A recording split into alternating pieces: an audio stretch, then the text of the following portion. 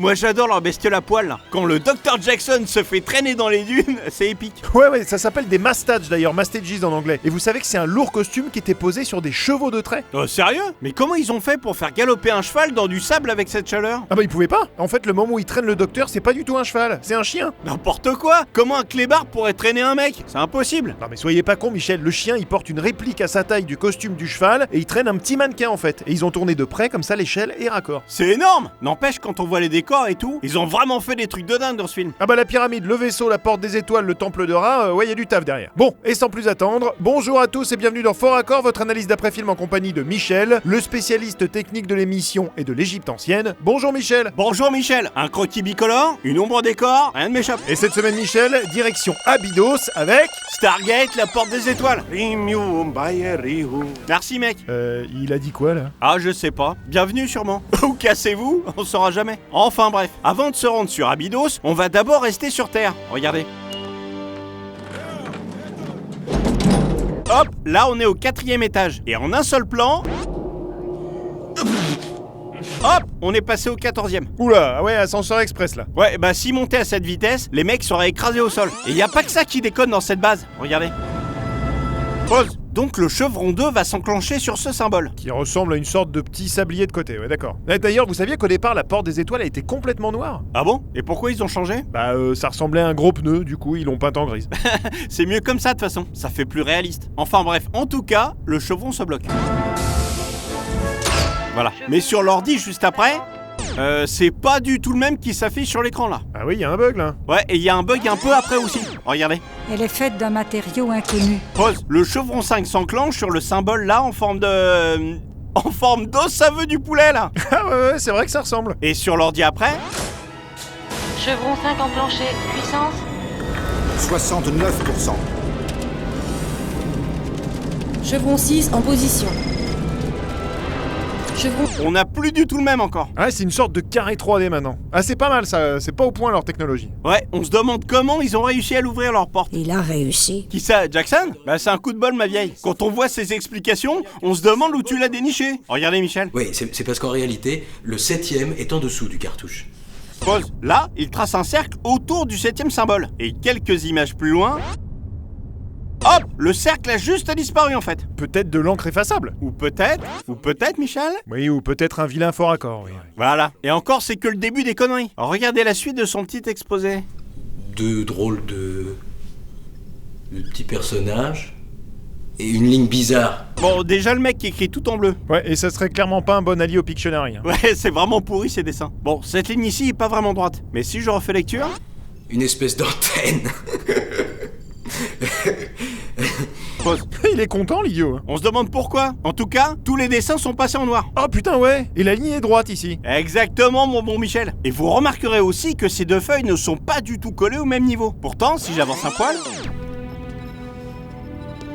Là, les dessins sont repassés en bleu et...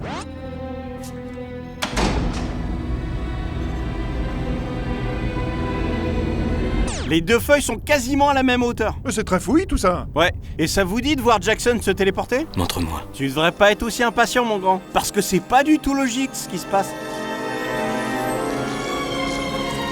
Voilà, il rentre sa main dans le portail et rien ne se passe. Mais si j'avance un peu, regardez. Il entre juste sa tête et... Hop, il est téléporté instantanément. Ah ouais, donc pourquoi ça s'est pas produit quand il a mis sa main? Eh ouais, et vous savez comment ils ont fait la scène avec sa tête? Il l'a plongé dans l'eau, non? Exactement. Et si on la repasse et qu'on la tourne, voilà, c'est plus clair. En réalité, il plonge et retire sa tête comme ça. Et la scène a été passée à l'envers comme ça. Ça rend super bien quand même. Hein. Carrément, ouais. Bon, et si je continue sur Jackson, je peux vous dire que le mec est autant égyptologue que je suis dresseur de caniche. De quoi il parle? J'avais pas la moindre idée. Ah ouais, pas la moindre. Bah regarde, je vais t'expliquer mon grand. C'est l'œil du dieu Ra. Pause.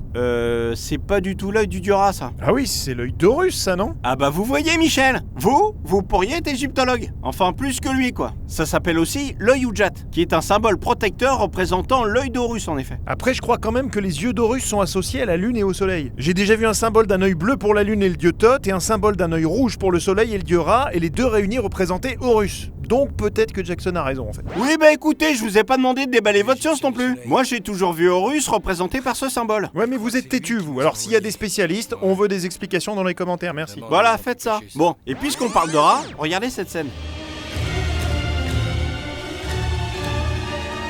Pause. Là, il y a 10 enfants qui se mettent devant lui pour le protéger. 1, 2, 3, 4, 5, 6, 7, 8, 9 et 10. Ouais, ok, le compte est bon. Merci Michel. Et juste après...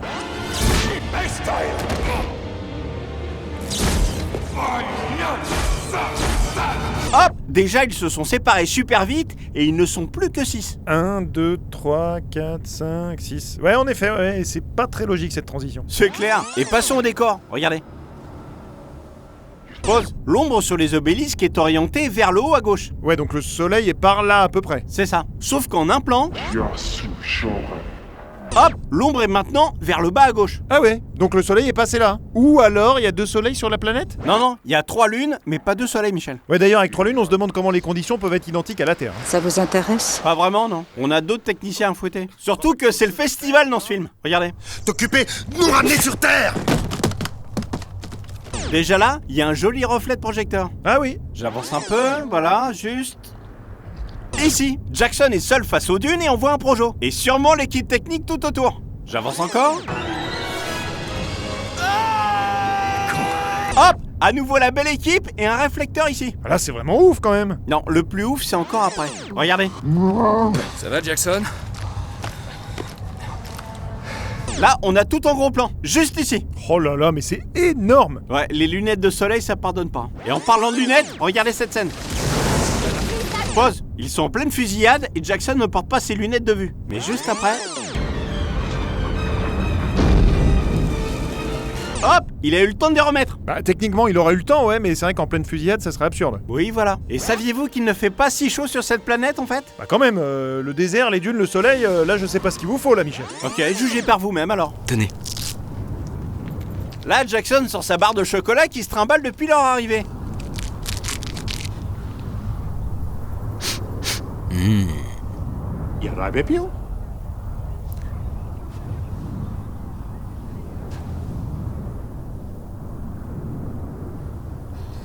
Et le chocolat n'est même pas un peu fondu? Ah oui, c'est impossible, là, elle est intacte. En plus de la chaleur, juste avant, il a fait les montagnes russes dans les dunes, là, avec le cheval et le clébard, donc ça devrait être en miettes aussi. Effarant. Et Pharaon Will, c'est le mot. Et regardez cet extrait. Elles veulent m'emmener! J'y vais, vous croyez? Oh bon, bah j'y vais. Pause. On remarque que ce n'est pas du tout du feu de bois, mais une sorte de conduite de gaz. Ah ouais, enfin bon, après, en même temps, c'est moins galère pour un tournage aussi, hein. Mais pas vraiment réaliste, du coup. Bon, passons à cette séquence. Colonel! Pause. Le militaire ici a ses plaques dans le dos et porte une sorte de t-shirt noir à manches longues. Mais sur le contre-champ... C'est moi. Hop! Les plaques sont repassées devant et il porte une veste. Ah ouais, pas mal, ça. Et rebelote après. Rien de cassé? Plaque dans le dos, t-shirt. Plaque devant et veste. Pourquoi on ne m'a rien dit? Bah, on te le dit maintenant, non? Surtout que ton colonel a merdé aussi, mon pote, t'inquiète. Regardez, Michel. Pause. Le garde de rat sort à peine ses griffes. Pourtant, on voit que le t-shirt de Kurt Russell est déjà déchiré et qu'il saigne. Coup de griffe qui se prend pourtant...